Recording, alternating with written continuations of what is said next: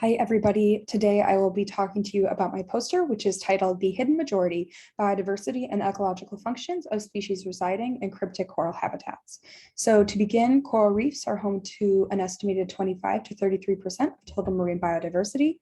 However, current estimates of reef biodiversity are based solely on external reef estimates and do not fully factor in cryptic species. The surface area of these cryptic habitats, which include crevices and tunnels, may be 2 to 3 times the surface area of the exposed reef, which means it is imperative that we begin to understand who lives there and what ecological functions they provide the entire reef. For this poster, we performed a literature review of current publications to document what is currently known about these areas, which is found here on the left-hand side, as well as an in situ examination of crevice communities to begin to understand community structure, which is found here on the right-hand side.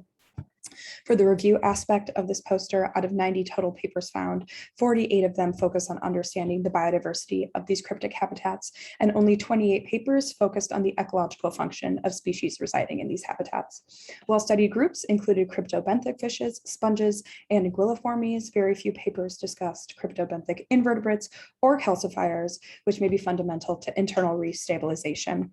From this review, we concluded that these environments are incredibly understudied still, and future research should address ecological function of species instead of just biodiversity estimates.